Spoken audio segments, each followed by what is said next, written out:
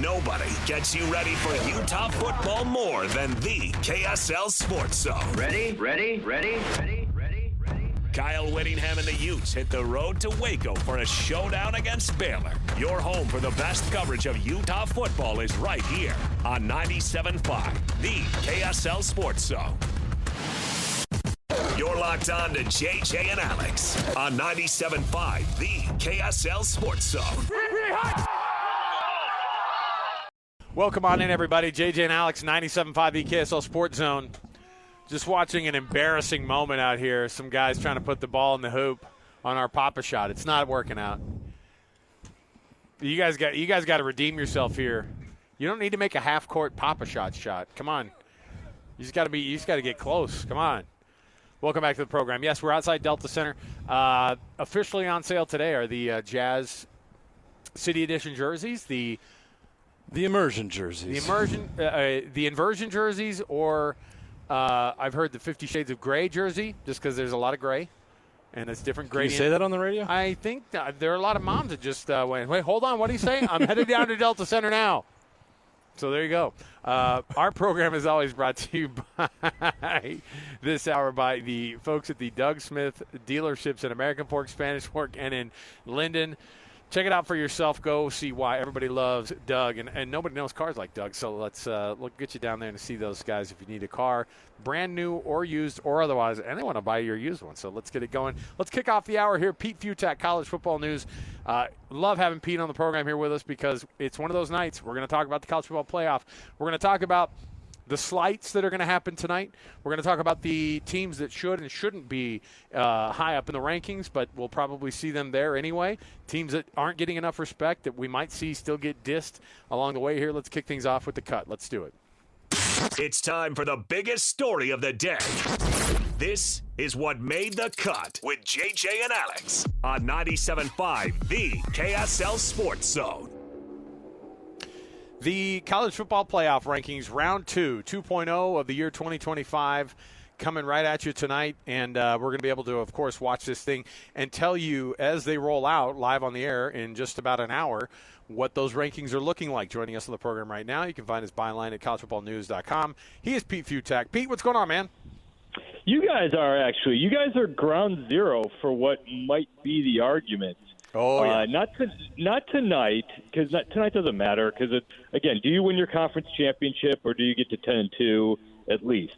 The problem is if you're there, that Utah loss to BYU is just a killer. Yep. Especially since BYU didn't lose any other games yet. Mm-hmm. So if BYU doesn't lose the 2 more games this year, 10-2 Utah is not going anywhere. I mean, there's just too much traffic. And that's where everyone's going to start beefing about from the Big 12 because you're going to have a 10-2 Notre Dame in. And the concern is you all really have to root hard for Miami to lose. Because if Miami wins and goes 10-2, South Florida is going to win the American. So Miami beat South Florida, beat Notre Dame. They're going to get in ahead of those two. Those other two are going to be in. And the Big 12 is going to be hosed with only its Big 12 champion getting in. So, there's so much to dig into here, but I want to dig into Notre Dame real quick because I think that Notre Dame really matters to both BYU and Utah's chances. Is it just an assumption? Like Notre Dame, their schedule's not great. I know they started out with Miami and Texas A&M, and that's challenging, but they lost both of those games. Since then, their best wins over USC. They're not playing good teams week in and week out. Is that not taken into consideration, their schedule, or is it just Notre Dame, they won the national championship game last year, they must be good? Well, they're beating their own by double digits to start. So, and yes, you kind of blew off the USC win, which was by double digits, and there's a real solid chance that USC becomes the 3rd best team in the Big Ten.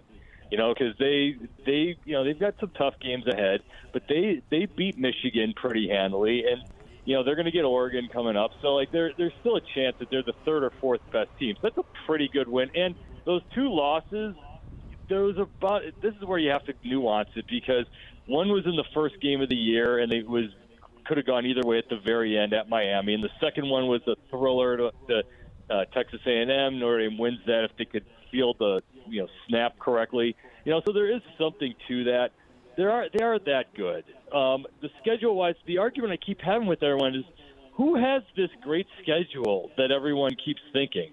Because, for example, I don't think the SEC is all that great, but, like, once you start getting all these ranked teams because they're big-name teams, it looks like, oh, wow, you beat Tennessee. Oh, you beat Missouri. Well, Missouri hasn't beaten a team that's going to play in a bowl game this year. You know, so there's no one out there who really has this great, wow, schedule. Oh, my gosh. You know, so you kind of do that with everybody's schedule at this point. That's a great point. I agree with you. So what metric should everybody be weighing out if because the conferences are so big, you're not playing everybody, and your schedules, everybody's suffering from that with their schedules. How should we measure these teams when it comes to the college football playoff rankings? What matters most? By height?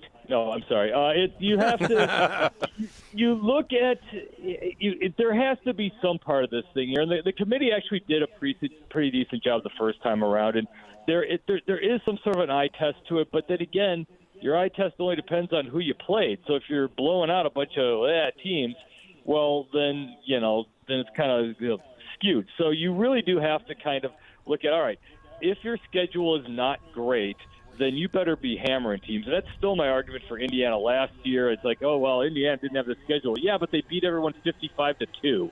So you're doing what you're supposed to against the schedule you have. And, for example, last year, okay, beating Michigan and Washington wasn't as big a deal, but those were the two teams that played for the national championship the year before. So it's kind of hard to figure out. So it's a tough thing to do when it comes to schedule. But at the end of the day, again, Notre Dame lost really, really close to Miami and a Texas A&M team that's right now the best in the SEC, and whacked USC, and they're playing really, really well. So it's kind of hard to argue against Notre Dame. Let me ask about, because we're seeing this like slow motion train wreck right in front of us. You said it, because like here in this market, you've got a couple of teams that are both looking at this thing going, how on earth can you find your way to at least be a part of the conversation? That was part of BYU's problem last year. They just weren't even talked about by the end of the year. And SMU got the nod instead of them. And in a head-to-head, of course, they beat SMU. And so everybody wondered, like, okay, why are they right in front of them? They have the exact same record, and all those things and came in. BYU won in their building. Yeah, and BYU beat them at their place. And everyone goes, yeah, but that was like 3 months ago. Like, I don't even remember that.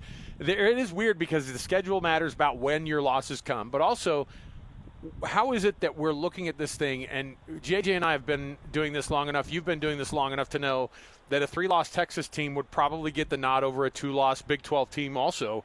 Why is that the case? Why is a 3-loss SEC team like a Texas or even an Oklahoma, because I think they're both going to lose a third game. They both got pretty tough schedules down the line. But then the rest of the way, like, we're just going to watch this thing get gamed for the SEC. I feel like we're jaded that way here. You made that assumption, but I don't think either thing's. I don't think that's going to happen. Remember, actually, the team you're missing in last year's equation is Alabama, who did go 9-3, and actually should have technically been in. Because if you really do, remember how the College Football Playoff Committee does this? They go spot by spot. They argue about the number 25 team. Okay, that team's in. Then they argue about the 24 and 22 and 20 and 18, all the way up. So they have to argue team by team. It's like using the tiebreaker scenario for conferences over and over and over again. And if you did this last year, well, Alabama, yeah, they were awful against Oklahoma, a bad Oklahoma team late, but they did beat South Carolina, who did beat Clemson, and there's no other factors involved here, by the way, who beat SMU. So Alabama should have been in over SMU, and they didn't do it. So, again, if the College Football Playoff Committee, at the end of the day, they fall back on, did you get to 10-2? It's easier.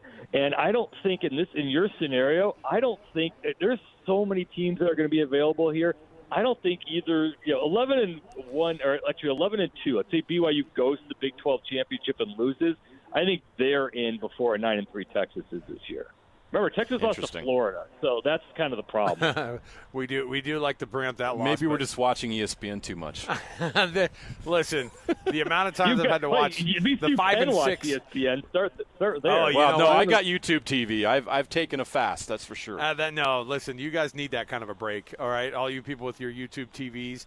You need a break from those guys, because I'm telling you, it is funny to watch the mental gymnastics that have to happen for some of these teams that they're like, and I think that 3-loss Texas team has an edge over BYU if they get their second loss. You can't lose to Texas Tech twice. And well, I'm like, first of all, they haven't lost 3 games yet. The crazier, even go the other way here. Texas only has 1 SEC loss. They play Alabama. If Texas beats Alabama and beats Texas A&M, they're in the SEC. Then I have no problem with that. For sure. I have no problem with that. For sure. They'll have earned it. You're right. And you're assuming that they're lost, but you have to remember there's a lot of traffic in the way here. You still got to come up with a third Big Ten team, and it might not happen. But Oregon's not playing great, but Oregon's going to have to get in probably, or USC's going to have to get in, or heaven forbid, if you want Michigan to lose again. By the way, because if Michigan does that again to Ohio State, Michigan's in the Big Ten championship, and they're automatically in the college football playoff. You also need these ACC teams to keep on losing. So the mental gymnastics you're talking about, yes. If you have a bunch of 10-2 SEC teams, they're going to be in before Big 12 teams. But 9-3, I don't think gets it done. I want to get your thoughts on BYU. It's going to be interesting tonight to see what the committee does with them. How far do you think they should fall? How do you think the committee will move them down? Again, remember how they do this. They slot teams in. I don't think they're going to fall terribly far only because they beat Utah. So, you can't really bump Utah if you're not going to dog Utah too much, you're not going to push them down. Well, they still beat them. So how the committee does this when they go slot by slot, where they go, okay, we got to come up with 12th slot or 14th slot or whatever it's going to be. They're going to say, okay, is it BYU or Utah? Oh, BYU, Utah. Then one spot ahead, BYU. So BYU's not going to fall terribly far. But again, don't take too much into it because it's how you end up. It's do you get to the conference championship? Do you win it? And all that sort of thing. The real thing overall to watch is where did the ACC teams fall? Virginia, Louisville, because they beat a bunch of these teams here. They beat Louisville beat a Miami. Virginia did have some good wins on there. So Virginia beat Louisville. So and it's going to be interesting to see where they go, and because where they end up then matters for the metrics. The wild card to watch for tonight. Where does James Madison go? Because if you look at how this is going to play out, the craziest scenario is that Duke right now has 4 losses. You look at the rest of their schedule, they get a Virginia team, which might be out without their quarterback, North Carolina, which is certainly winnable, Wake Forest, who's good, but that's a home game, and that's winnable. If Duke wins its next 3 games, it's in the ACC championship, and if it wins that, it's probably your ACC champ's not in. You might be getting James Madison and an American champ getting in this thing. So there's still a lot of funky things at play here. That's why we like it, the funky things. That's what you want. You want a little bit of just a little bit of the unexpected, but at the same time, all the teams that you look at, who are the ones that are like right now, though, and I know it is early, Pete, but who are the teams that you look at and just say, no, these teams are going to be here at the end of the year. These teams aren't just going to be in the college football playoff. They're going to be the ones in the semifinal or fighting for an actual national championship.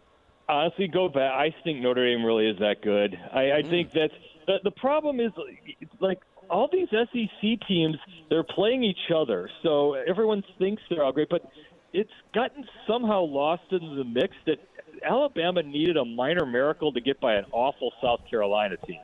That could have very, very quickly, gone the other way, and we'd be having a very different conversation. I'm not sold that Georgia's all that great. I mean, they're beating all these other SEC teams, which is fine. So who is it? If you're not buying into Indiana, because they were shaky against Iowa, they were shaky against Penn State. They're not this be-all, end-all. And Ohio State, you can even look at them and do who did they beat? So it's kind of crazy in this. I'm really curious to see what Texas Tech would do on a bigger stage against one of these, Big Ten or SEC powerhouses. They've got the talent, but the problem is where the belief system lies. And the other part of this, I don't buy into any of these ACC teams. And here's your argument: the Big 12 is, I believe, 6-1 against the ACC. The ACC is just not very good, but again, Miami got that win over Notre Dame, and that means everything right now. Let me throw this out for conversation. Texas Tech Their only loss this year was on the road without their starting quarterback, and it was a close loss at the end. Yep. Is Texas Tech one of those teams that could win this whole thing? Are they a top 5 team? Or are they a contender? It's not like they've absolutely crushed. They crushed BYU and Utah. Crushed them. Yeah, but that's fine. This isn't the NCAA basketball tournament. You're not going to get in this thing, get hot from 3, or have your and just automatically you're in the Final Four. Like, remember last year, Penn State caught the break where they got the kids' table games where they got Boise State, they got SMU, so they got to the Final Four. So give them all credit. But this year, remember, they're not doing that. They're not seeded. They're not automatically going to put 4 conference champions in the top 4. Your top 4 is going to be Big Ten champion, SEC champion, Texas Tech, and probably Big Ten championship loser, and then the 5's for each. So that's a pretty strong top 4. So you could win a game, but think about it. If you're Texas Tech and you are, let's say, the 3rd seed in this, you're going to get maybe Notre Dame or Ole Miss or something like that in the second round. So let's say you get by that. Then all of a sudden, okay, you're in the mix for big things, but then you're going to get a superpower. You're going to get an Ohio State. You're going to get an Alabama. You're going to get a Georgia. So this is a tough road to get through to get to the national championship. It can be done, but you need the right path to happen here.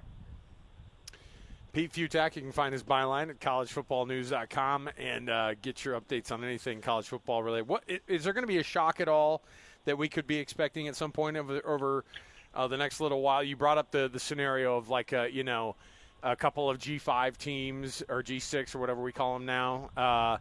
But what are some shocks maybe that the committee could say, oh, no, we were dead serious. We reseed everybody. We reset all the rankings every week, and then some team is maybe put a little bit higher or lower than you think they're going to be even today. I'm going to go back to my original scenario where Miami's going to hang around the 16, 17, 18, and Notre Dame's going to be 9. And at the very end, like you said it right on, they take these rankings, they throw them away, and they start from scratch. It's not like we're just going to pick up where we left off. So how this happens in the final rankings, they take all the different parts and then they put it all back together. If they're going to really do this, and they say, okay, well, we got to put in South Florida, so because they're the American Conference champion, and we're going to put them ahead. They're ranked ahead of James Madison. Okay, so South Florida's in at the 12. We're going to put in 10-2 Notre Dame, and at that point, then they say, well, again, Miami just thunder dunked on South Florida, and they beat Notre Dame. So, again, the change in craziness could be Miami could just hover around the 15s, and Notre Dame could end up being like 7. And then the last possible rankings, then how that happened, Notre Dame goes from 7 to the 11th seed. Okay.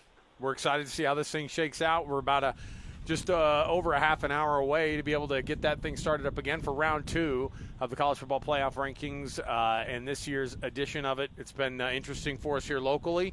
There's always somebody to talk about, and we'll see if the Big 12 can make kind of a move or if they're just going to be left watching to see the success of Texas Tech. BYU just win out.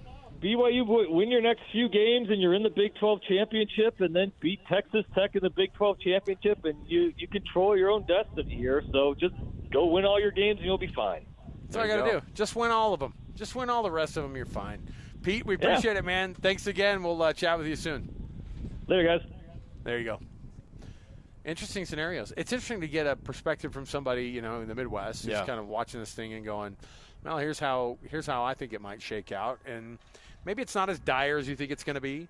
And it's maybe not as, There's just a lack of trust because of what happened last year with You've BYU. been hurt before. JJ, who hurt you? No, he's hurt Who hurt me. you last year? I've just seen the trend is unless you're in the SEC or the Big Ten, you're not going to get the benefit of the doubt. And so I don't think BYU is going to get the benefit tonight. I could see them falling all the way to 12. It's a new thing to talk to your therapist about. They should not fall farther than 10. They should not. It's a new thing for us to talk to our therapists about. Exactly. I've got college football playoff ranking trauma. Should Notre Dame with 2 losses be ahead of a 1-loss BYU? Yes or no? I love it, too. It's like, you're already assigning a loss to Texas. I was like, yeah. Uh-huh. Have you watched them play this year? Did you watch them struggle with UTEP? I think it's crazy that he's like, no, Notre Dame's that good. They could be in the national championship game again. What? All right. Well, I'm not defending that, but I'm going to say that this is the most wide open I remember college football being when it comes to winning titles. Even Ohio State doesn't look like a juggernaut. Okay. We'll see how this thing rolls out. You'll get that in the next, about 35 minutes or so. We'll be rolling out the next edition of these rankings here. So, I think Texas Tech is a national championship contender. At the very least, he makes a good point. They're unbelievable. Yeah, I think part of the thing that the flaw maybe in Pete's argument is you're talking about a team that you feel like, well, the only way, it's not like the NCAA tournament. You can't just get hot. It's like, no, they've been hot. They've been unbelievable all year. Extremely good when they are healthy, and if Alabama gets a mulligan for the Florida State loss, why doesn't Texas Tech get the mulligan for the Arizona State loss on the road? Yeah. Okay. We'll take a break. We'll come back. We've got more around the corner. When we return, we're outside Delta Center. We've got lots going on. We'll get you updated on all sorts of things across the day. Jazz Pacers tonight, right? So we'll keep you updated on that. We got pregame. Who's tanking harder tonight? Can't wait to find out. I was actually shocked when you said that they were 1-9. Yeah, Halliburton's out, and they're basically saying this season is wash. We're going to wait till Halliburton gets healthy. Let's get a high lottery pick in one of the best drafts of this era of our young team's lives. This draft is unbelievable. So everybody wants to be in it. Okay, we'll take a break. We'll come back. 97.5 EKSL Sports Zone. All the latest news and notes from the league and the locals in the NFL. JJ and Alex bring you the NFL Blitz on 97.5, the KSL Sports Zone. All right, everybody, welcome back. JJ and Alex, 97.5, the KSL Sports Zone. You know what that music means, of course. The NFL Blitz. Got the NFL stories in front of us here. But before we get into that whole thing, JJ, I got some more tickets to give away for the Jazz versus the Hawks coming up on the 13th. It's a couple days from now, of course. The Hawks and the Jazz facing off on Thursday, and I've got a pair of tickets for you right now. It's a Jazz Ticket Tuesday. I can't just pick you right here. You got to call. You ready? 801-575-ZONE. That's 801-575-ZONE. 801-575-9663. Oh, you lost your phone? Is that what's going on? Oh, you're already going? Yeah, all right. Good. 801-575-ZONE. This guy's over here. He's like, I forgot. I have tickets to all these games. Sorry. Oof. My bad. So win those tickets right now from us. It's a Jazz Ticket Tuesday. 801-575-ZONE is the number to go see the Jazz and Hawks on Thursday. Okay. JJ, how about that dog of a game last night on Monday Night Football? Woof. That was awful. So I'm here at Delta Center, and one of my kids goes, "Hey, you got to tell me what the Monday Night Football score is." And I thought my phone was doing the thing like, it hasn't connected for a minute. It hasn't updated. This has got to be a first quarter score, right? 3-0 at the start of the fourth quarter, and I went, ugh. And I said, you know what? I'm glad we're not home watching this on a Monday Night Football. Eagles, Packers, nobody wanted to win that thing. It was ugly. In the end, was it 10-7? Yeah, 10-7 final. 10-7 final. There you go. The Eagles get the win. That's all you need to do in this league is just get the win and get out of there. And that's what they did. The Tough Packers too. look bad. And they look bad, and they had an opportunity at the end, and they couldn't even line up properly. It was nasty. So is Matt LaFleur in trouble? Oh, you're going to do the hot seat discussion? I think that's a thing in Green Bay right now. I don't think they're there yet. They have a franchise quarterback. They are what? Who's not playing well right now, if I'm going to be quite honest. But what's what's their record right now? What's the Packers' record? Where they have that tie. They're not that tie. They're in the Cowboys. Mix. So what's the NFC North look like? So the NFC North right now, they are trailing both the Lions and the Bears. They are in third place. That is so weird. How about the Bears being 6-3 right now? That is what I said. The Chicago Bears, who are -8 in point differential this season, are in second place in the NFC North. And if the season ended today, if the playoffs started today, the Bears would be in. So the Packers, by virtue of that loss last night, slipped down. They're actually in that 7th spot, so they would sneak in. The 49ers at 6-4 are right behind them with that 4th loss. But that tie could be a big problem for the Packers later in the season. So the Packers now 5-3-1 after starting the season looking like one of the best teams in the league. They look nothing like it right now, and that's a team that's going the wrong direction. Interesting. LaFleur and Kyle Shanahan, like those guys could do no wrong 18 months ago. You know what I mean? One of them's probably missing the playoffs. Ooh. The 49ers right now at 6-4 would not make the playoffs. Oh, it's a real shame. Sorry, did I say that too excitedly? I did clap when I said it, so that probably gave it Your away. Seahawks are in the 2 spot in the NFC right now. At 7-2. Look at that. Tied for the best record in the NFC. What are they going to get with Rashid Shaheed coming to town? Speed in the pass game. A compliment to Jackson Smith-Njigba, who is already over 1,000 yards receiving this year. Does he lead the league by 250 yards? Yes, he does. He's cleared everybody else on receiving yards by 250 yards. Puka missing a month helped him, but his numbers are phenomenal. He has a legit chance to break the single season almost receiving yards. Almost 1,100 yards in on the season. Sam Darnold, how about that? And what a great story. I love stories like Sam Darnold when how about doing it the last 2 years? Everyone's at two who's different a bust? franchises. Of course, everybody that goes to the Jets is a bust. That's why I still believe in Zach Wilson. Sam Darnold fighting and waiting for his opportunity, and for the last 2 seasons he has done so. And how many Minnesota Vikings fans are like, wait a minute, maybe Sam Darnold wasn't so bad after all. Maybe we should have stuck with Sam Darnold, because this rookie is, I'm not so sure. The Vikings right now are in last place in the NFC North. Who would have thought that before the season started? Yeah, it's pretty wild. But man, the NFL is just one of those places that you never know what you're going to get. There's not a big gap between first and last. There really love isn't. it, man. I do think though. I wonder when you see the teams that are, the college football playoff has given us a little bit of this, where you're like, yeah, you got in, but like, have you grown up enough to actually like win a couple playoff games? That's what matters. What's the version of what your team is? Is it a nice story for this year? Yeah. Because that was the Vikings last year. That was Sam Darnold last year. It's fair. Hey man, awesome. Like great, 14-3, and then you go to the play, and then you go, and you actually knew that they weren't going to win that game against the Lions. Like you knew, it was going to be tough. So, all right, let me see here. Next up on the old NFL Blitz. How about the Jaguars and Travis Hunter, who is now going to be having surgery and missing the rest of the season? That's a tough loss to that team.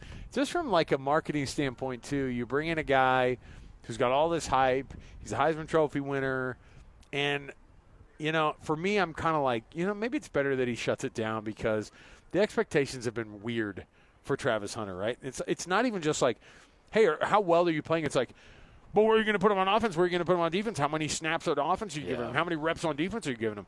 And it's just is so weird to watch, and I hope the kid gets some good advice, and somebody tells him, you can be a really, really good defender in the NFL. You can be all pro. You can be what your adopted dad, Prime, has done, which is every once in a while you can contribute on offense. You don't need to make it like I'm part of the offense. Yeah.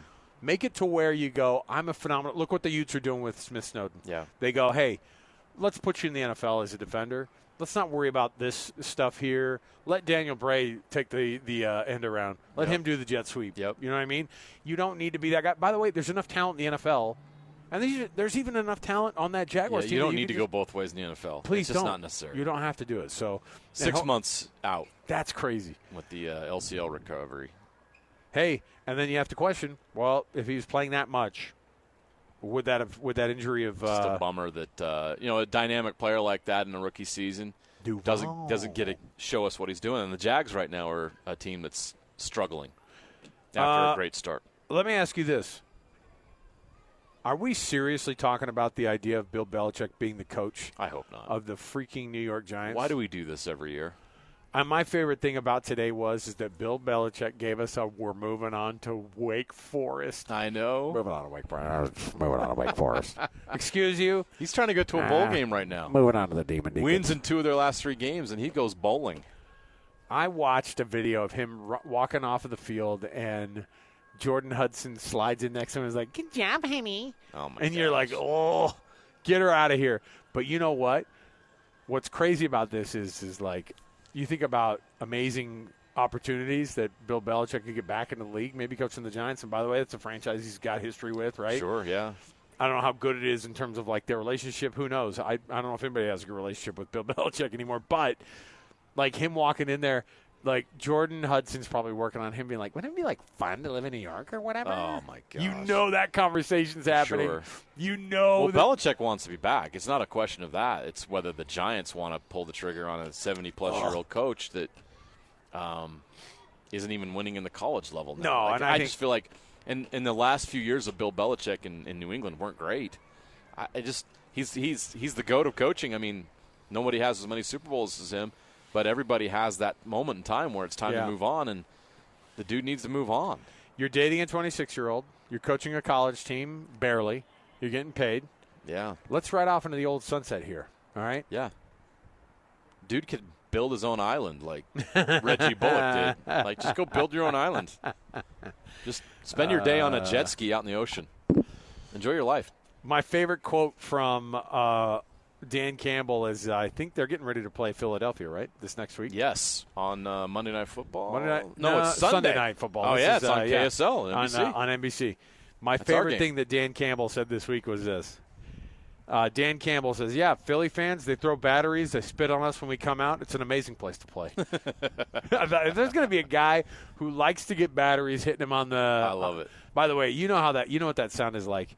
You remember when your coach would hit you on the head and be like, good job, and his wedding ring would like hit the top of the helmet, and you may as well have been hit by lightning. It's so freaking loud in your helmet. Imagine getting hit with those batteries on the top of the helmet. That'll wake you up. Yeah, it's like some weird version of smelling salts. Get you ready for the game. It's not as cool as the piss bags in Laramie. But batteries are cool. Piss bag got worked into the show today. We did it. We did? We are. did it, Alex. Yeah, we did. You and I. You know what? It's JJ and Alex. Look at us. Who'd have thought it? Who would have Who would have thought we've been saying that today? All right. Look at us. We'll take another break. We'll come back. I've got a top 10 here for you, a Veterans Day edition of Top 10. Stay right here with us. More to go. 97.5 EKSL Sports Zone.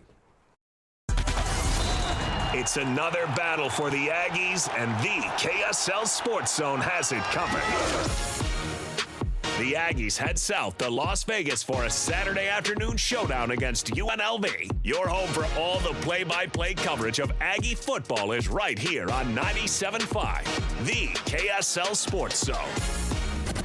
You're locked on to JJ and Alex on 97.5, the KSL Sports Zone.